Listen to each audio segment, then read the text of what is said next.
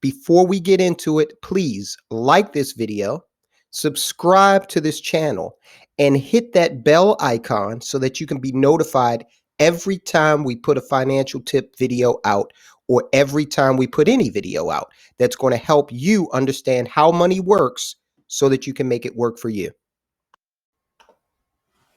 Let's discuss the rule of 72. This is something that you need to know in order to understand how money works. This exercise that we're about to go through is very easy. And at the end of this, you will know exactly how to evaluate a rate of return with regard to how soon it will double for you. Okay, let's get started.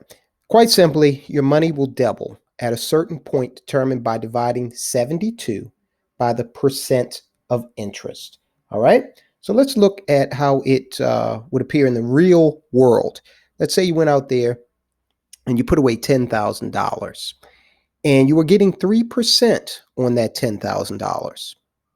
Now, let's take a moment, as I always like to do, and have a conversation about 3%. 3% is, if you've watched any of our videos, you know that 3% is the rate of inflation on average.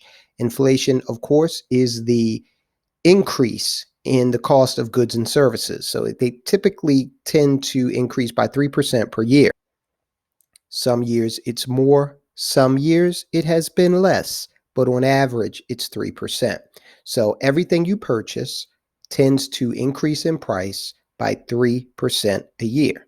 So when you put money away, you have to get at least 3% just to run in place. Otherwise, the purchasing power of your money is going to decrease. That is why it is not a smart idea to keep money under your mattress, because it won't get any rate of return at all, and it will start to depreciate very quickly.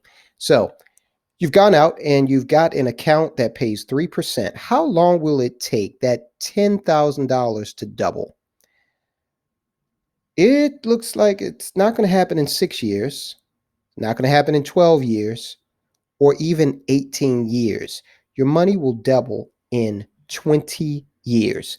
Now, you would not have had to wait around and just to see what happened to figure out when that money was going to double, because you could have taken 72 and divided that by 3, and you would have got the number 24, and that would have told you your money would double in 24 years. So how long is it going to take for that money to double again? Well, it looks like it's going to take another 24 years. The rule of 72 tells us that your money will double every 24 years at 3%. All right, we got to do better than that. Right now, we're just running in place. Your $5 is only going to purchase $5 worth of goods and services forever. And I want you to add 24 to whatever age you are now. I want you to feel how long it's going to take your money to double if you're only getting 3%. What age will you be in 24 years? Okay, we got to do better than that. So let's take that $10,000 and let's get it working in something that is returning at 6%. Okay, we can do our little projection again and go ahead and divide 72 by 6, and it'll tell us that the money's going to double in 12 years. And if we look at our chart, we see that our $10,000 has become $20,000 in 12 years. How old will you be in 12 years? Add 12 to your age right now. All right, let's see if we can do a little better than that. At 12%, our $10,000 or your $10,000 will double in 6 years. If you want to verify that, again, take 72 and divide it by 12. It'll give you 6. So every 6 years, your money's going to double if you can get 12%. Now, let me say a word about rates of return. It is very rare that you will see a static rate of return of 12% over the course of 48 years. The reason for that is something returning 12% typically is going to fluctuate. So it may return 12% rather 1 year, may return 9% in another year. We're looking at this from the standpoint of an average. Okay. So this demonstrates how the concept works based on a mathematical standpoint.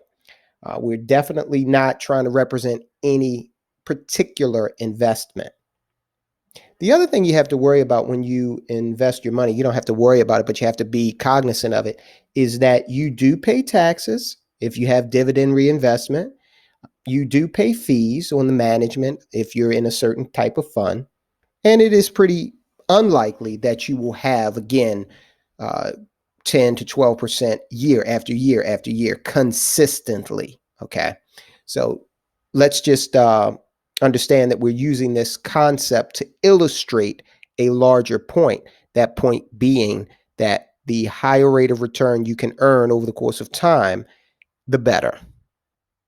Now let's look at it from a different perspective. Let's take two people. Let's say Jim and Josephine.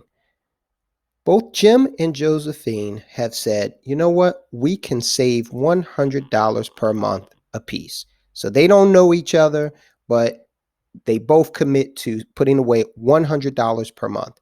Jim decides that he's going to put his $100 a month away in a vehicle returning 4.5%. So he is able to beat inflation by a point and a half. So he did do that. But Josephine says she's going to put her money away and she's going to get 9% return. She finds something that pays her 9% return. So let's see what happens. All right.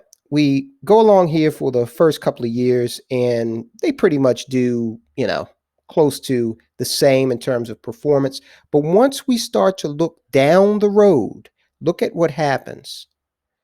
Jim doesn't really take an upward trajectory until maybe somewhere in the 26, 27 year period. Then he starts to move up a little bit. That 4.5% over the course of those years starts to show its effect, and at the end of 45 years Jim has $175,250. Okay, you might say great, it's money. He did beat inflation.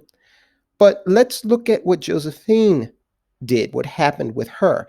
Now, Josephine's trajectory started to climb in year 14. She really started to take off there at year 14 or so. And because she was able to get a much better rate of return at the end of that same amount of time, she ended up with $746,040.